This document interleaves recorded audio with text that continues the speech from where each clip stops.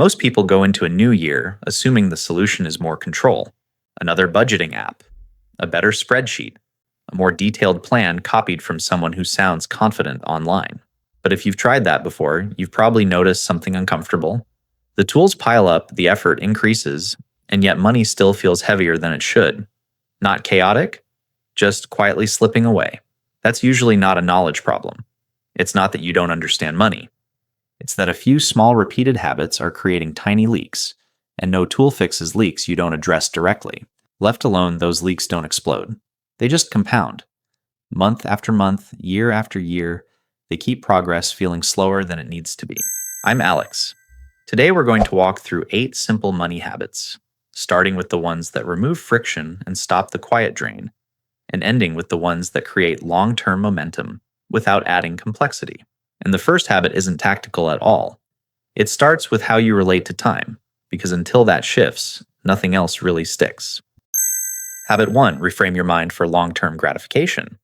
Most financial stress doesn't come from bad decisions. It comes from good decisions judged too quickly. Modern life is built around speed. You can buy something in seconds. Food arrives in minutes. Entertainment never runs out. Your brain gets rewarded immediately. Money, however, works on a completely different clock. When people start investing or saving consistently, the hardest part isn't the math. It's watching money leave their account and feeling like nothing is happening in return. No visible payoff. No instant feedback. Just a quiet gap between effort and reward. That gap is where most people stop. Early on, long-term decisions feel like loss. You see the money go out, but you don't yet see freedom, flexibility, or security coming back. So the mind pushes you toward what feels good now, even when it costs later. The shift happens when delayed gratification stops feeling like sacrifice and starts feeling like transfer. Every dollar not spent impulsively isn't disappearing. It's moving forward in time. It's buying options you don't yet need, but will eventually rely on. One simple mental adjustment changes everything. Stop asking what this decision gives you today and start asking who it pays 5 years from now. When the answer is a calmer version of you, a less stressed version of you, or a more flexible version of you, the choice stops feeling restrictive. And once time becomes part of the decision, the rest of the habits start working with you instead of against you. Habit 2, automate the basics. Most financial plans fail at the same place: consistency. Not because people don't care, but because they rely on memory, attention, and willpower to do boring things over and over again. Remembering to move money into savings, manually paying bills on time, keeping track of subscriptions. These are not hard tasks, they're repetitive. And repetitive tasks are exactly what the brain avoids when life gets busy. That's why good intentions collapse by the end of the month. Money comes in, expenses, happens something unexpected pops up, and whatever was supposed to be saved just never makes it there. Automation changes the structure entirely. When fixed expenses leave your account automatically after payday, the decision is already done. When savings move out of your main account before you can touch them, there's no debate. When recurring subscriptions are handled without attention, they stop draining mental energy. The key shift is this: you make the decision once, not every month. Automation removes emotion from routine money choices. There's no forgetting, no negotiating with yourself, no late-night rationalizing about fixing it next paycheck. What most people don't expect is the psychological effect. When the basics run in the background, mental space opens up. You stop thinking about what you might have missed. Stress drops not because you have more money, but because fewer decisions are demanding attention. Start small. Automate one thing. The relief is immediate. Habit 3. Take one. Learning and implement it that day. Information feels productive. Action creates change. Most people confuse the two. Watching videos, reading articles, listening to podcasts, all of it creates the sense that progress is happening. The brain gets the reward of learning without taking any risk. And that's exactly why nothing changes. The real gap isn't knowledge, it's delay. Every time you learn something useful and tell yourself you'll apply it later, the likelihood drops sharply. Not because the idea was bad, but because momentum disappears. Life fills the space. The insight fades. The simplest fix is also the most uncomfortable: do one thing the same day. If you learn about a higher interest savings account, open it before the day ends. If you hear about a budgeting approach that fits how you think, set it up that evening. If an investing idea catches your attention, spend 20 minutes deciding whether it belongs in your life or not. This works because it bypasses motivation. You're not committing to a full overhaul. You're converting information into structure while it's still fresh. Most financial progress is built through small, almost unremarkable actions. Checking a credit score, increasing a retirement contribution by 1%, cleaning up a forgotten subscription. Individually, they feel minor.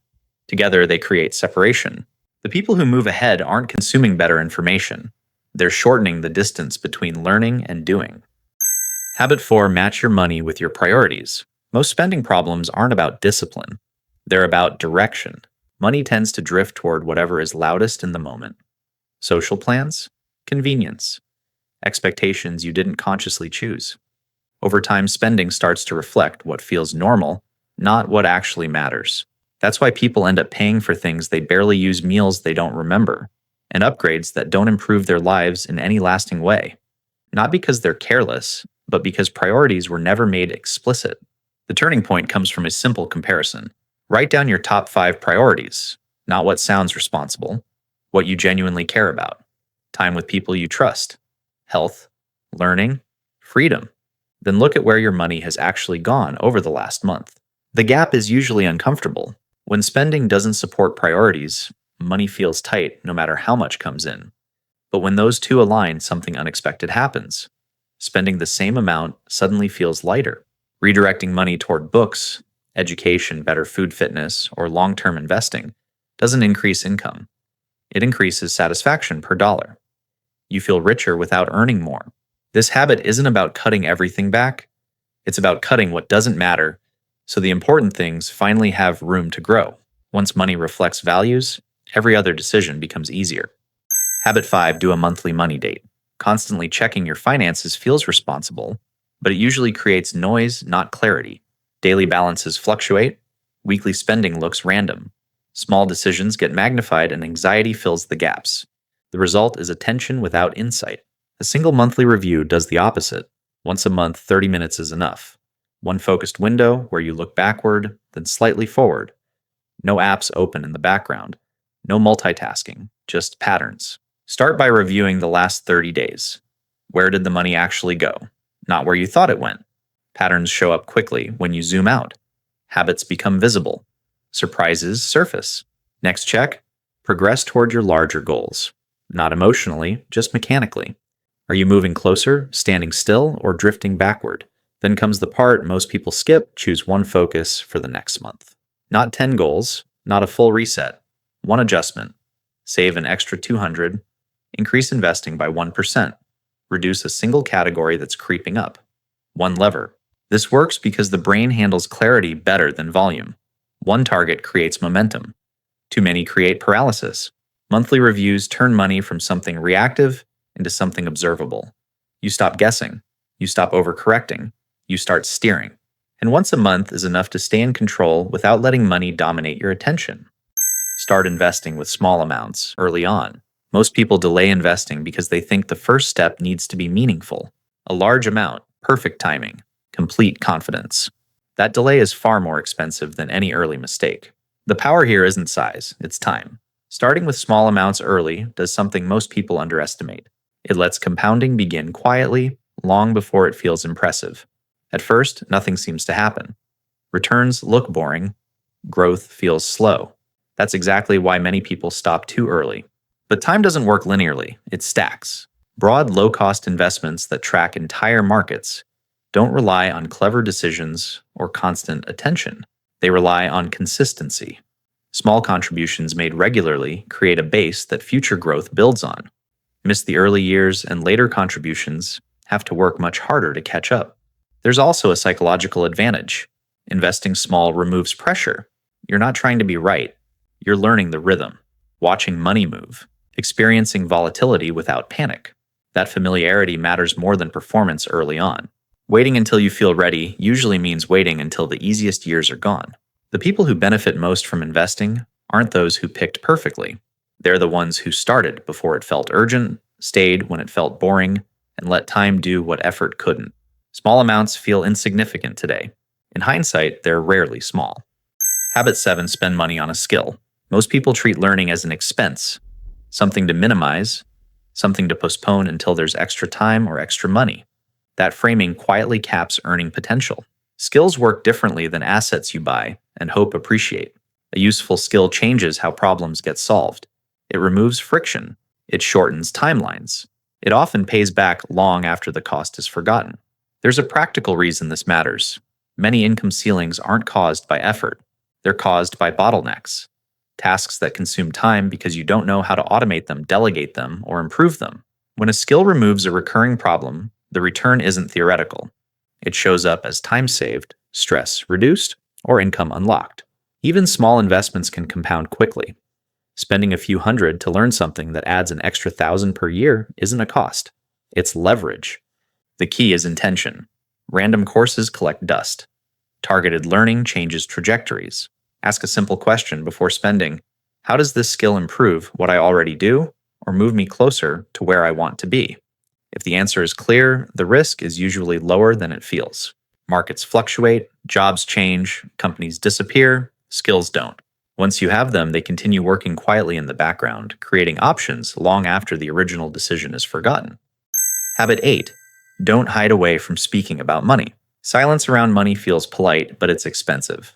Many people never talk about pay investing or financial goals with anyone close to them.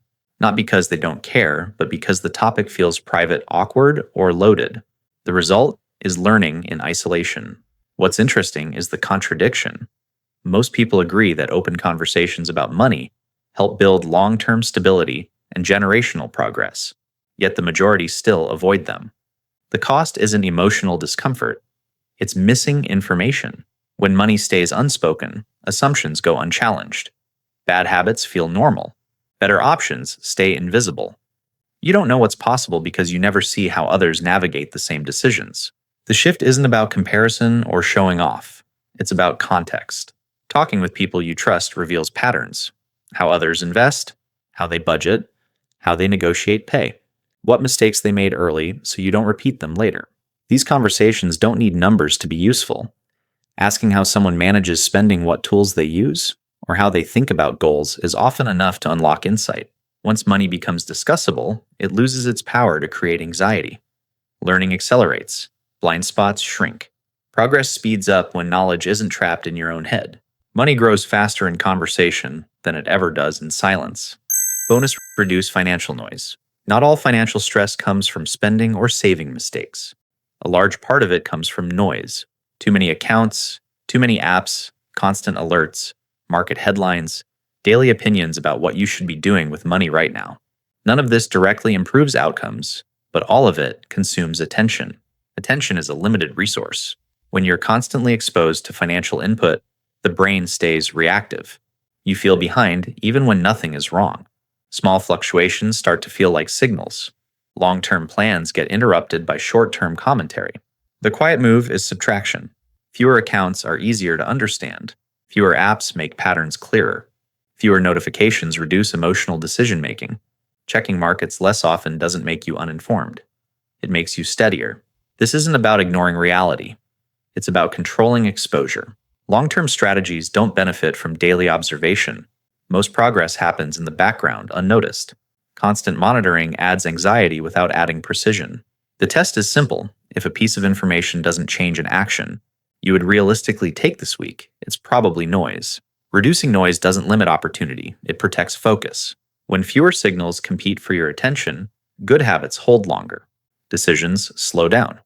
Confidence increases, not because you know more, but because you're no longer pulled in 10 directions at once. Sometimes the most effective financial upgrade isn't adding a new habit.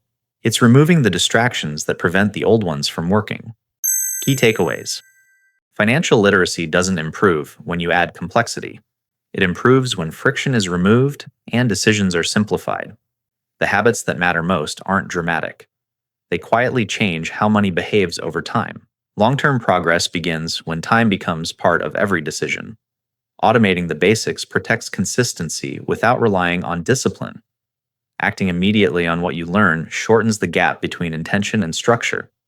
Aligning money with real priorities increases satisfaction without increasing income. Reviewing finances monthly creates clarity without obsession. Starting early lets time do the heavy lifting. Investing in skills builds leverage that survives market cycles. And speaking openly about money replaces isolation with perspective. None of these habits promise quick wins. That's the point. They don't rely on motivation, timing, or willpower. They work because they reshape the system underneath everyday choices. When money decisions become calmer, quieter, and more deliberate, progress stops feeling forced. It starts feeling inevitable. If this way of thinking resonates, stay with the process. The next step isn't doing more. It's letting these habits run long enough to change what feels normal.